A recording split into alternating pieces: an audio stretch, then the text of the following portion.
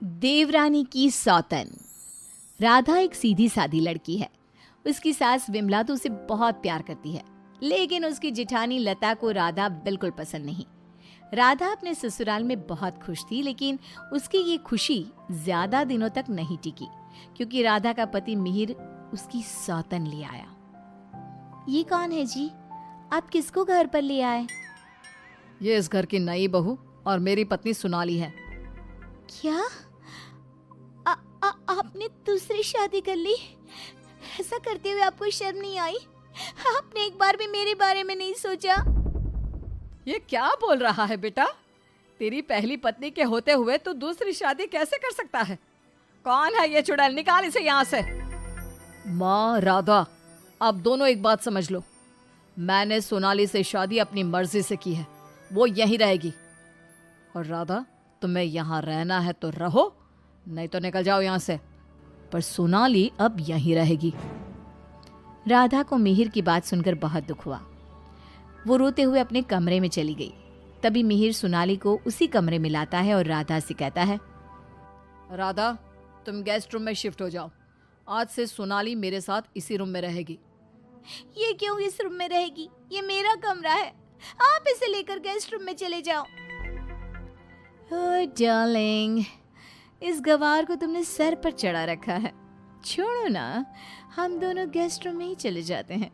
वैसे भी इस रूम का इंटीरियर डिजाइन मुझे खास पसंद नहीं आया। ओके डार्लिंग, जैसा तुम कहो। मिहिर उसे लेकर चला जाता है और राधा कमरे में बैठकर बहुत रोती है। तभी वहां पर विमला और लता आ जाती हैं। विमला राधा को समझाती है, लेकिन लता अपनी देवरानी के जख्मों पर नमक छिड़कते हुए कहती है, राधा, जरूर तुम में ही कोई कमी होगी जो तुम्हारा पति तुम्हारे हाथ से निकल गया और तुम्हारी सौतन ले आया। मेरे पति तो बिल्कुल वैसे नहीं है। वो किसी दूसरी औरत को आंख उठाकर देखते तक नहीं है। हाँ, मेरी ही कमी है कि मैंने उन्हें भगवान की तरह पूजा, उनकी हर छोटी से छोटी बात का ख्याल रखा। मुझे नहीं पता था कि वो मेरे साथ ऐसा करेंगे। लता बहू, ये कोई समय है ऐसी बातें करने का? जाओ, राधा के लिए कुछ खाने को ले आओ। अगली सुबह सब बैठकर नाश्ता कर रहे थे। तभी सोनाली और मिहिर भी वहां आ गए। सोनाली कहती है, डार्लिंग, क्या यहाँ रोज इतना ही ऑयली ब्रेकफास्ट बनता है? मुझे इतना ऑयली खाने की आदत नहीं। सुबह कुछ हेल्दी फूड खाना चाहिए। आज तुम ये खा लो डार्लिंग, कल से तुम जो कहोगी इस घर में वही बनेगा। ओके डार्लिंग, मैं आज तुम्हें अपने हाथों से खाना खिलाऊंगी। सोनाली मिहिर को अपने हाथों से खाना खिलाती है। ये देखकर राधा को बहुत दुख होता है। उसके बाद मिहिर अपने ऑफिस चला जाता है। तब लता सोनाली से कहती है, सोनाली, कैसा लगा तुम्हें अपना ससुराल? अच्छा है, लेकिन यहाँ कोई भी मुझे पसंद नहीं करता। पसंद तो मुझे भी कोई नहीं करता। सब उस राधा के आगे पीछे ही घूमते हैं। चलो छोड़ो इन बातों को, आओ मैं तुम्हें घर दिखाती हूँ। लता सोनाली से बहुत बातें करती है।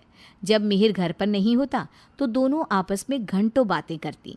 लता और सोनाली की नज़दीकियाँ देखकर विमला सोचती है, ये लता बहू हमेशा सोनाली से गुड़ पर चींटी की तरह क्यों चिपकी रहती है?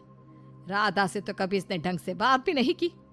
राधा भी तो इसकी देवरानी है और ये देवरानी से बोलती तक नहीं, लेकिन देवरानी की सौतन से चिपकी रहती है। विमला ये सब सोच ही रही होती है कि तभी वहां राधा आकर पूछती है, माँ जी, आज रात के खाने में क्या बनाऊं? अरे राधा, मुझसे क्या पूछ रही है? अपने पति से पूछ। मिहिर जी।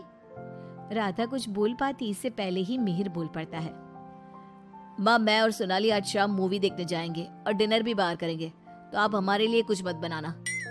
ये बोलकर मिहिर वहां से चला जाता है।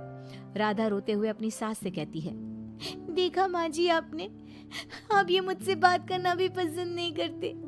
ये मेरे साथ ऐसा बर्ताव करते हैं जैसे मैं इस घर में रहती ही नहीं हूँ। अरे ना ना बेटा, रो मत तू। उस सोनाली का जादू इसके सर से उतरेगा ना तो ये फिर से तुम्हारे पास ही आएगा। शाम को मिहिर सोनाली को आवाज देता है, सोनाली, सोनाली जल्दी बाहर आओ। इतनी देर करोगी तो मूवी शुरू भी हो जाएगी। ओहो डार्लिंग, तुम तो तैयार भी नहीं होने देते। देखो, कैसी लग रही हूँ मैं? हमेशा की तरह बहुत खूबसूरत। अब चलो जल्दी करो, बहुत देर हो रही है। मिहिर सोनाली के साथ चला जाता है। ये सब देखकर राधा बहुत रोती है। इसी तरह एक दिन सभी बैठकर खाना खा रहे होते हैं कि तभी मिहिर सोनाली से कहता है, सोनाली, कल मैं ऑफिस नहीं जाऊंगा, कल हम शॉपिंग पर जाएंगे। ठीक है डार्लिंग। बेटा, राधा को भी शॉपिंग पर ले जा, उसके सारे कपड़े पुराने हो गए हैं और वो दिन भर घर के कामों में लगी रहती है, कहीं बाहर ही नहीं जाती। बाहर जाएगी तो उसका मन भी बहल जाएगा। क्या कह रही हो माँ? मैं राधा को लेकर बाहर जाऊंगा? कभी नहीं। सॉरी माँ, लेकिन मेरे पास टाइम नहीं है। मैं आपको रुपया दे दूंगा, आप चली जाना उसे लेकर। बेटा, तू तो राधा को बिल्कुल भूल गया है, मगर ये याद रख, वो आज भी तेरी पत्नी है और इसी घर में रहती है। हाँ, तो वो क्यों रह रही है इस घर में? चली क्यों नहीं जाती? राधा, अगर तुम चाहो तो मैं तुम्हें तलाक दे सकता हूँ। तुम ठीक से सोच लो और अपना फैसला मुझे बता देना। बदले में जो चाहो वो मैं तुम्हें दे सकता हूँ। मिहिर की बात सुनकर राधा के ऊपर मानो बिजली सी गिर गई। इसी तरह कुछ दिन बीत गए। राधा अब बहुत दुखी और चुप चुप रहने लगी। एक रात विमला किचन की तरफ पानी लेने जा रही थी, लेकिन किचन में से बातों की आवाज सुनकर वो बाहर ही रुक गई और सोचने लगी, अरे, ये इतनी रात को कौन बातें कर रहा है? ये तो लता और सोनाली की आवाज लग रही है। ये दोनों इतनी रात को क्या बात कर रही है? ध्यान से सुनती हूँ तब पता चलेगा। वो दोनों की बात ध्यान से सुनती है। सोनाली लता से कह रही थी, देख मेम साहब, तेरे देवर को मैंने तेरे कहने से पटाया था, मैंने तेरा काम कर दिया।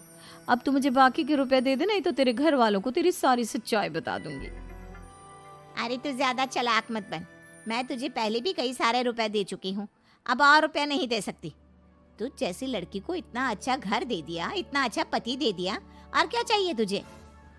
विमला दोनों की बात सुनकर समझ जाती है कि दाल में कुछ काला है। वो सोनाली की जन्म कुंडली निकालने में लग जाती है। तब उसे सोनाली की सच्चाई पता चलती है। एक दिन विमला सारे घर वालों को बुलाती है और कहती है, मिहिर, तुमने सोनाली से शादी कर ली है, ये बात हमारे रिश्तेदारों को भी तो पता चलनी चाहिए ना। मैं तुम दोनों की शादी की खुशी में एक छोटा सा प्रोग्राम करना चाहती हूँ, जिसमें मैं सारे रिश्तेदारों को बुलाऊंगी। सोनाली, तुम भी अपने रिश्तेदारों का नाम और पता बता दो, मैं खुद उन्हें निमंत्रण भेजूंगी। ये सुनकर सोनाली घबरा जाती है। तभी मिहिर कहता है, माँ, सोनाली का कोई रिश्तेदार यहाँ नहीं रहता, वो सब अमेरिका में रहता है। सोनाली खुद अमेरिका से आई है, इसलिए आप बस हमारे रिश्तेदारों को ही इनवाइट कर दीजिए। मिहिर, तुम बहुत भोले हो, तभी तो इस 420 सोनाली ने तुम्हें आसानी से बेवकूफ बना दिया। यह कोई अमेरिका से नहीं आई, ये जेल से आई है, और इसके घर वाले भी एक नंबर के चोर हैं। ये और इसके घर वाले लोगों को बेवकूफ बनाकर घर लूट कर ले जाते हैं, और इसको तुम्हारी जिंदगी में लाने वाली है लता।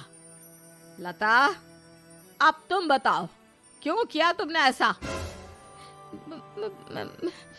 हाँ, मैंने ही सोनाली को रुपया दिए थी कि वो मिहिर को अपने प्यार के जाल में फंसा ले और मेरी देवरानी की सौतन बनकर इस घर में आ जाए।